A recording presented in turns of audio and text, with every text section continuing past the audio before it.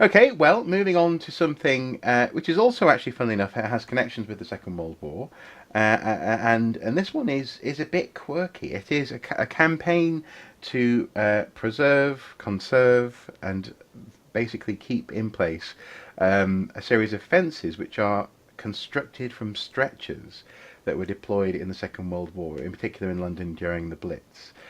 These stretchers are they're so wonderfully perfect actually for the task of fencing that when you see photographs of them, I'm Mm. not sure I would immediately think that they were stretchers. I would obviously, I think I probably would notice that they're a bit slightly strangely shaped.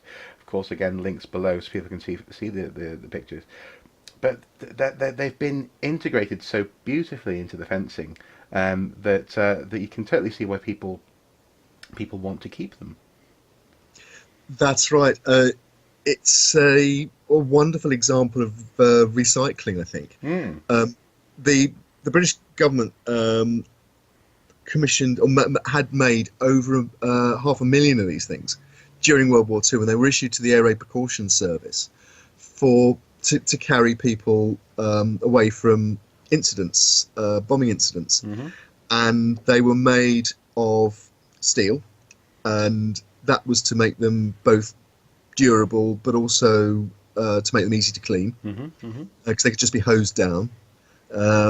And at the end of the war, they were left with basically 500,000 pieces of, a couple of meters long steel stretcher Mm-hmm. with a mesh bed that the patient would have lain on.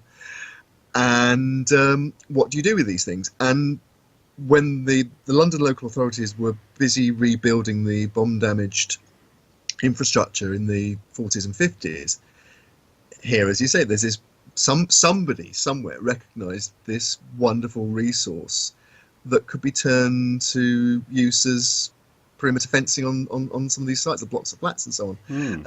And in fact, as you say, you look at them and they're almost sculptural, aren't they?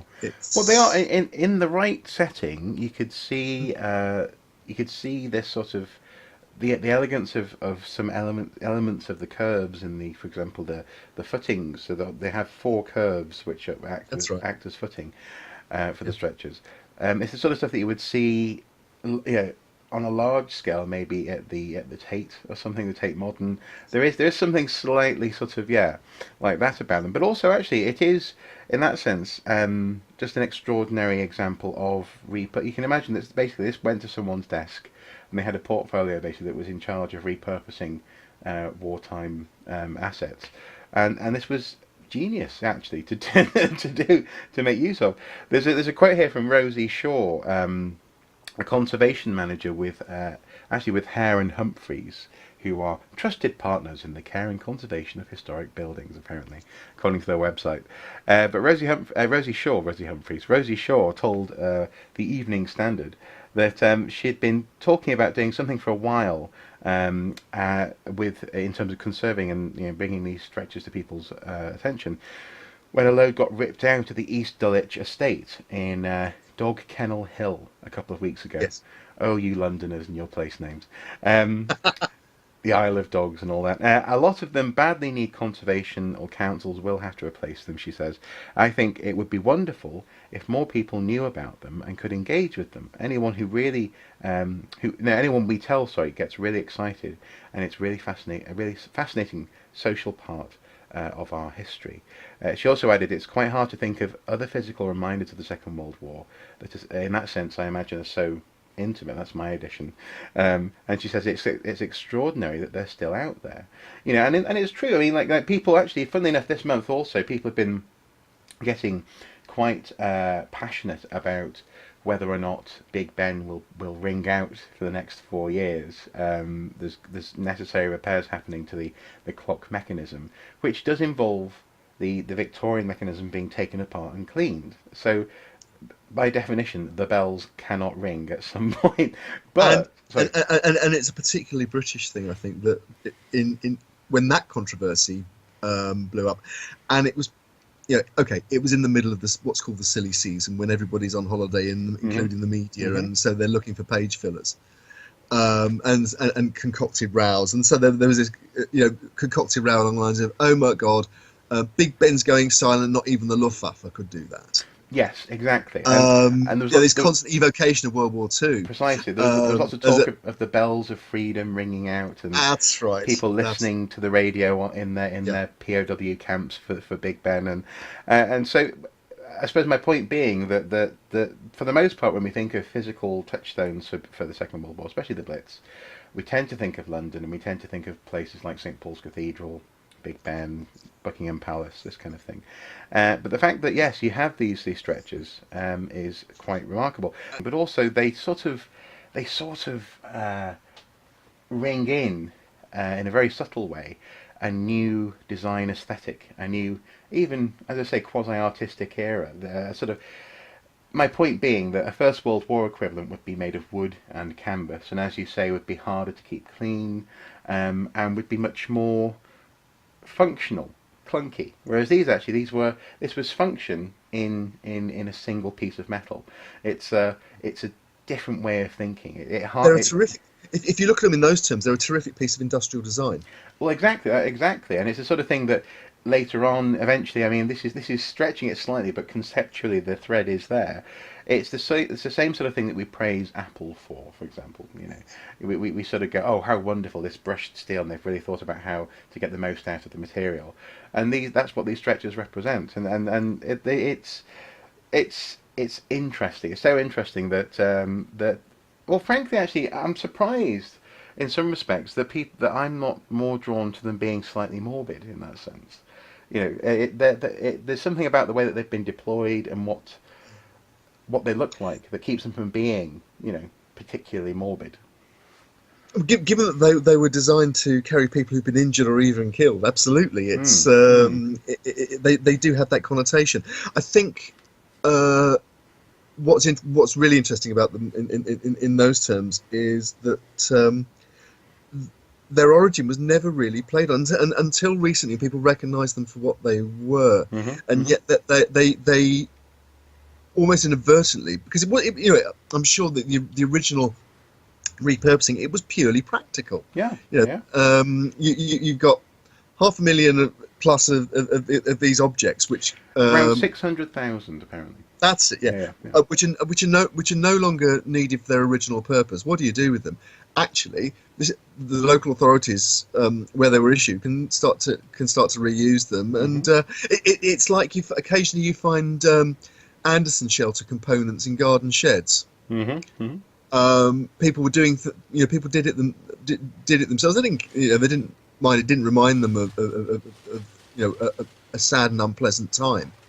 And I think now we almost see these as a sort of inadvertent memorialisation in the landscape. That's certainly what the campaigners seem to be saying in terms of why they should be recognised and where possible preserved. It's because we are now 75 years on plus from the Blitz and even the V weapons campaigns, and it is starting to pass beyond living memory. Certainly from the people who were adults at the times and were involved with the ARP service and things like that, the fire service, the ambulance, and so on. So these things do take on new meanings and new importance if you're looking at them as heritage objects as well as practical objects. The other thing I would say as well, in terms of repurposing for peaceful purposes, one of the core things that we found when we were doing the research on the Burma Spitfires, that were allegedly buried. In fact, what was happening in Southeast Asia, aircraft weren't being buried. What was happening is they were being broken up, and in that case, not steel but aluminium alloy, skin for the airplanes, was being sold to the local metalworkers who were beating it out into to make cooking pots. Right. Okay. And all over the Far East now are probably aluminium cooking pots that are made from Spitfires and anything else that was going at the time. And there's a record to that effect in one of the RAF records that was actually noted by the people who were involved in the in breaking up the aircraft. Yeah, and so that there's a practicality there. There is a sort of a design elegance, but also I also quite like the fact that because they are these former stretchers are basically mesh. That, for Yeah, example, there are a couple of beautiful photos here where you have flowers just sort of emerging through them, and it's it's hard not to, I mean, because I don't like uh, overly reflecting upon war for war's sake, if you know what I mean. I agree with you Yeah, completely. do you know what I mean? I'm not that sort of, as it were, British patriot, as it were. Um, I appreciate that, for example, especially in your case and others, that there is a legitimate archaeological interest in conflict and this kind of. But in this case, actually, I really like the fact that they kind of represent what happened to London after the Blitz as well. People Yes, rebuilding, people reusing, and then slowly but surely, just sort of the evidence of the Blitz just slightly softening and disappearing. And yes. not to be forgotten, but it reflects life in London. I like that. I do like that. I agree. I agree with you completely. I think Mm. that is the beauty of these objects, that they take on a symbolism that was never intended, Hmm. but they take on a symbolism and a meaning, and actually embody the story that we're trying to tell as archaeologists, as heritage professionals, as educators, whatever you want to call us, when we're Hmm. looking at these historical subjects. Hmm. There, in that very simple piece of functional industrial design, you've got the whole trajectory from the fear of mass casualty air raids that bring about the foundation of the ARP service before the war, Hmm. through the Blitz, through the V Weapons campaign, to rebuilding afterwards. Mm. And they embody all of that in just this one, a couple of meters of steel industrial design. Yeah, Brilliant. yeah. And you can walk along the length of it. You can touch it. Yeah, it's good. Well, there is Yeah. a new website apparently for this stretcher railing society. There's also a Facebook and Twitter account as well, so we'll put links to those below for people who are interested. But I think Do look them up. It's quirky, but it's also really important, I think. absolutely, absolutely, I very much appreciate that. Um, in that sense, these are, as it were, cultural artifacts.